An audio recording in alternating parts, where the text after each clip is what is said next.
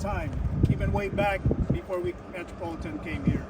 So this land, even before the Dominigonis, you see Dominigoni Parkway and the Searles family, they're a Swiss family who came over, and they were the first Postmaster General. They took care of this. But even before their time, okay, this was native land. This was more the Cahuillas, Santa Rosas, okay, and part of Pechanga and Saboba. So when we came to this, we have 13 locations we're looking at. We're thinking, what is the best location for the vision that we have? So if you look at this valley, it's really a bowl. Okay, we can actually close, which is the west dam and the east dam, close it and we can put water on. But we'll miss about a quarter of opportunity. And that's where we came into the smallest dam right here, which is the Saddle Dam.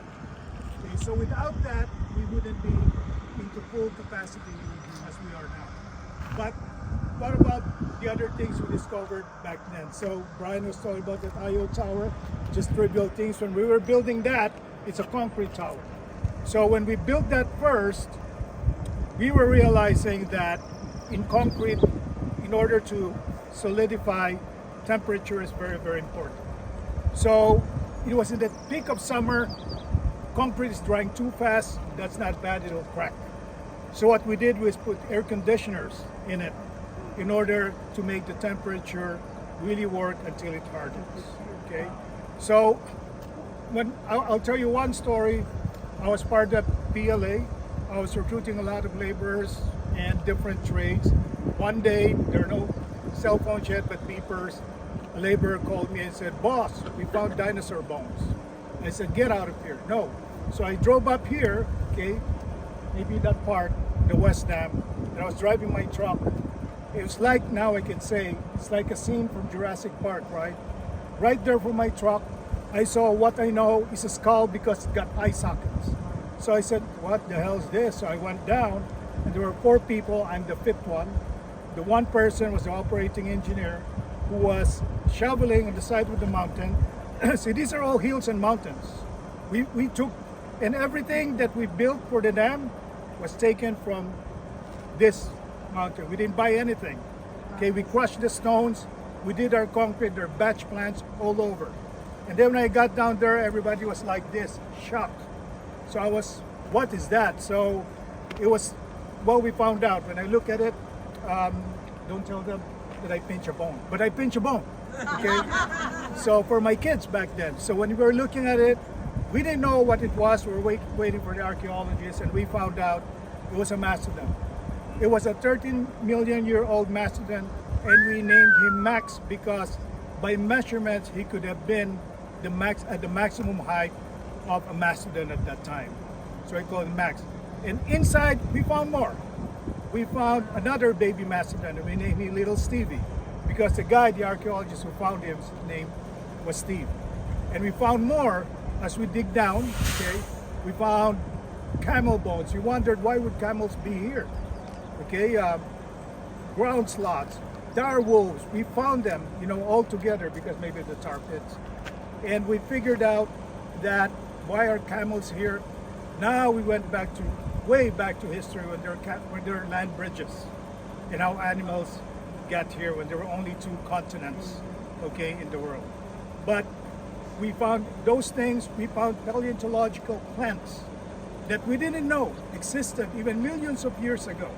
And here's a trivial thing. How do we, again, the designer of the dam, Dennis Majors, was the engineer of the year, okay, at that time because of this project.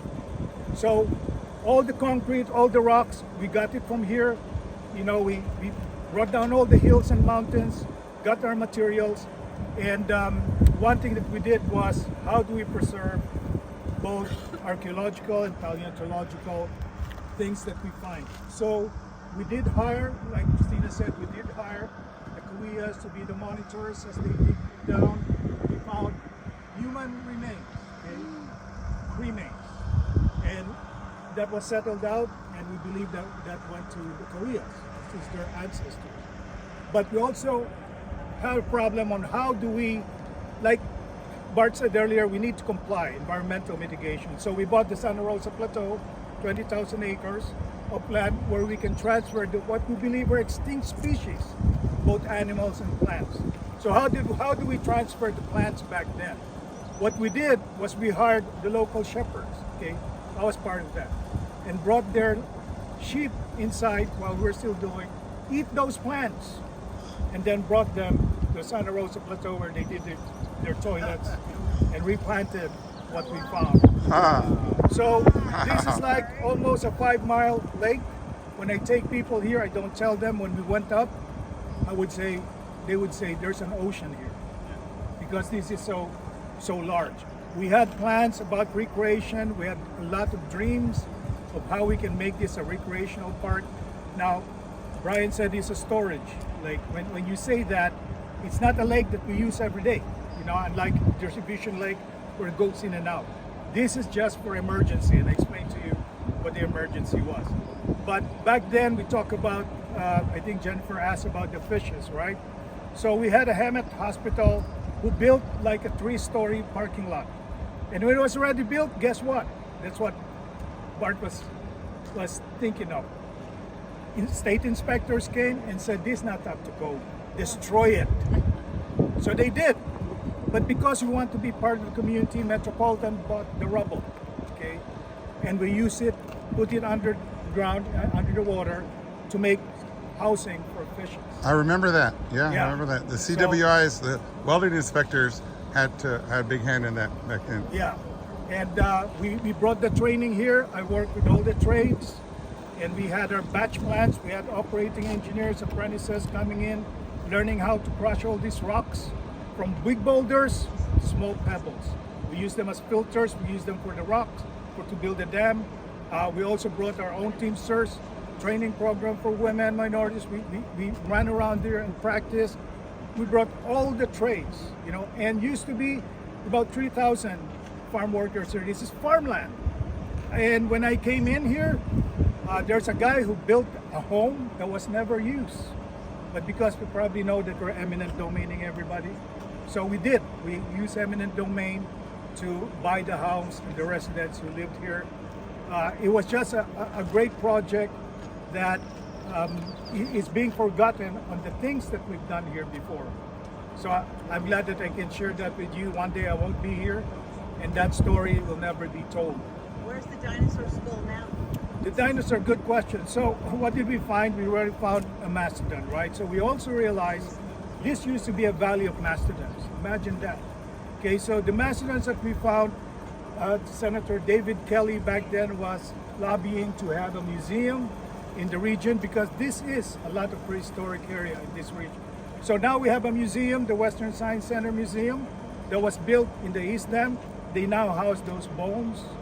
And Ron and I have been helping them recreate some of those things that are extinct through 3D printing so kids can see it.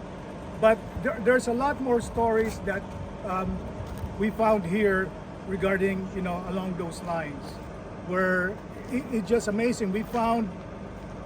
I was there when we found those perfectly round balls. It looks like billiard balls, okay, very hard but rock. And we're trying to figure out what the hell is this, right? So we found out through our studies that what the natives back then, I'm talking about 7,000 years ago, would make these round stones, pick them up, put them in the fire, and when it's blowing hot, pick them up again and put them in the clay pot, like a reverse ice, and warm their broth. Okay, we found very flat stones that had holes in it. Again, we wondered what are these for. So these are, they pick up a stick through the hole, pick up that stone, put it in the fire.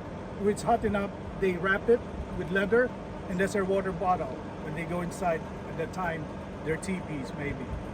I found a lot of stories here. The latest one, I made it a title of my presentation called Last Days of Water, because an archaeologist showed me a tree trunk, because this is really a prehistoric period. And he said, I see now, we see this gap within the rings. There's a big gap. You know what that is? That was the last days of water here. I imagine during that time when the natives back then, there was a lake, but it was a shrinking lake. So they thought the creator is probably punishing us and they were biblical, and they said, let's leave the lake before something happens. But actually, now we know that it's really drought that ate up all that water. And we found a lot of stones around as we dug deeper. We found ancient rivers. As we dug deeper, we know it's an ancient river because when we were down, we saw the ripples on the side. We saw a lot of stones, rocks that have concaves on it. What's that? And then we found out those are mortars used for medicine, to grind food, and those things. So there are two projects that I kind of twin with this project. One is the inland feeder that continues to bring water here to make it possible. One design that amazes engineers here is when you build a dam, you build it close by a body of water. There's no body of water here, right? We built a dam and suctioned water, go to San Jacinto and fill the dam. So a lot of amazing stories that will go away. Can we share that story on the bus?